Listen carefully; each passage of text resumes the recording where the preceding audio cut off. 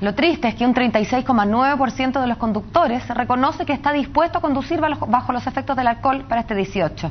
Eso se desprende de un sondeo que realizó el Automóvil Club de Chile. La cifra obviamente es preocupante, toda vez que solo faltan horas para que comiencen 5 días de celebraciones.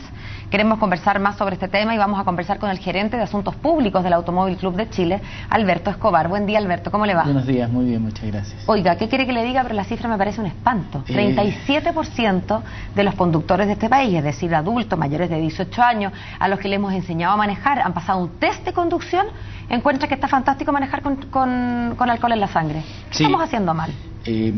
A ver, nosotros teníamos como sociedad, en el último tiempo, veníamos presentando un grupo refractario que se movía entre el 25 y el 30%, depende del segmento en el cual tú empezabas a mirar.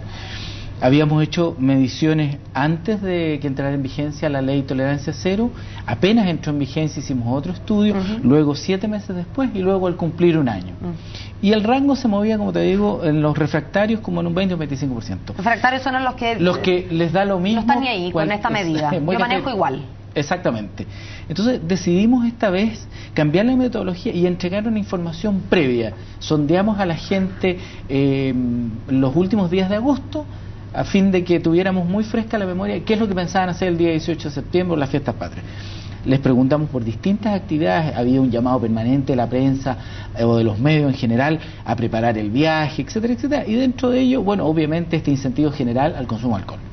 Y nos encontramos con este dato que crece en casi un 7%, significa que en vez de avanzar en la precaución del tema, estamos muy por el contrario generando un mayor crecimiento de esta gente que está dispuesta a conducir, que no le importa nada y que no le importa el prójimo, en definitiva, ¿te fijas?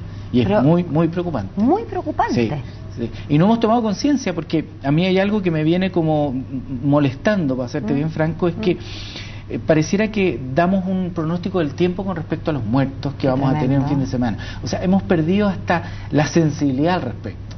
Y ese ya es un tema que ya es como para la estadística. Yo creo que ahí hay un problema serio que tenemos que revisar. Y lo segundo es esta especie de doble clasificación que se hace con respecto a los peatones, como diciendo que son personas de segunda o tercera categoría. La verdad es que somos todos peatones y la mayoría de los peatones son atropellados por conductores que van a exceso de velocidad para resultar muertos. Y uno pudiera pensar, Alberto, que bueno, el peatón borracho por último se pone en riesgo a sí mismo, pero tampoco es cierto. Al igual que un conductor que puede poner en riesgo no solamente su vida, sino la vida de terceros, bueno, el peatón lo mismo. Si un peatón se cruza en la mitad, yo por muy sobria que vaya manejando, de repente por esquivarlo, me puedo matar yo también. Efectivamente. Entonces, en realidad, en este caso no es el auto el arma mortal, digamos, si está en una persona que no esté con sus facultades para manejar, sino también un peatón despistado o borracho es un peligro. Sin duda, porque en definitiva lo que se pone de manifiesto en estos estudios es que vivimos una especie de equilibrio precario con respecto a la seguridad vial.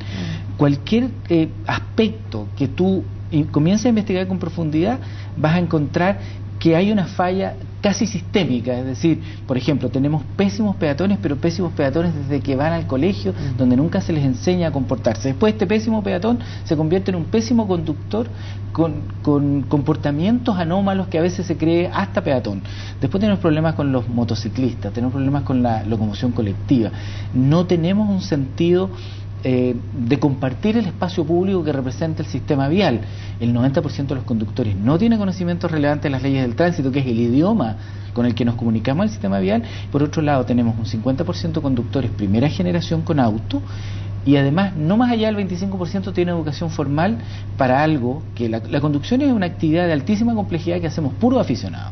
Entonces, de ahí la importancia de hacer un llamado ya, no sé en qué idioma, te fijas, porque si disminuimos la velocidad y evidentemente no consumimos alcohol si vamos a conducir, vamos a tener disminuciones pero muy significativas de la siniestralidad vial que se avecina, pareciera muy alta. Ahora, ¿sabes, Alberto, otra cosa que llama la atención en esta discusión? Estoy pensando en la ley Emilia, esta ley que ha sido tan publicitada y que tiene por objeto subir, ¿no es verdad?, las penalidades a personas que cometan agresiones graves, gravísimas, incluso resultado de muerte, por estar conduciendo en estas condiciones.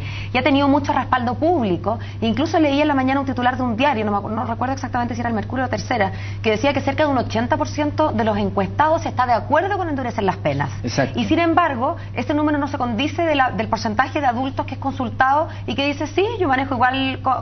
Es como que de alguna manera, Alberto, nosotros mismos, conscientes de que es malo y conscientes de que estamos de acuerdo en que suban las penas, no somos capaces de llevar eso a la práctica, y en el fondo necesitamos que el Estado papá nos obligue y nos proteja a nosotros, de nosotros mismos, endureciendo las penas, porque no se me cruzan las cifras nomás. Sin duda, efectivamente, dentro de este sondeo que nosotros hicimos, aparece este 79% que la gente declara que está muy de acuerdo en endurecer las penas.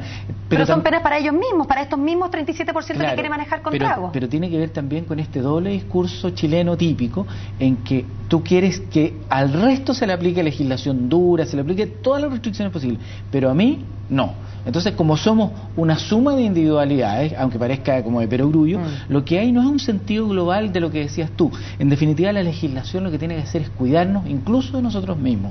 Y en el caso de endurecer las penas, hay posiciones encontradas, porque incluso hay gente que considera una aberración jurídica ponerlo a la misma altura de homicidio simple. A propósito de la escala que habría dentro del Código Penal, ¿cierto? Pero lo que hay que rescatar detrás de esto es que es un clamor nacional, como decías tú, de las personas comunes y corrientes, el ciudadano a pie, es porque esa gente, desde el punto de vista de las víctimas, se siente absolutamente vulnerada, porque hay una sensación de impunidad que es claramente visible cuando tú ves el caso de Johnny Herrera y de otras personas que simplemente se quedan firmando o con reclusión prácticamente pena remitida, ¿te fijas? Entonces, claro, para las víctimas que obviamente quieren algún tipo de, no una retribución económica, pero por lo menos que esta gente también sea castigada, no se está dando. Entonces ahí es que la gente comienza a presionar y se cae en querer generar mayores penas, y hoy día la ley Emilia está empatada en la comisión mixta 5-5. Qué triste, Alberto, ver el futuro en algún sentido, saber que gente va a morir dentro de las próximas horas y sentir que somos tan débiles, que no tenemos mucho que hacer por evitarlo. Muchas gracias por venir a poner el acento, y ojalá con que se salve uno. Yo creo que vamos a haber hecho la pega, sí. Claro, muchas gracias por la invitación. No hay de qué.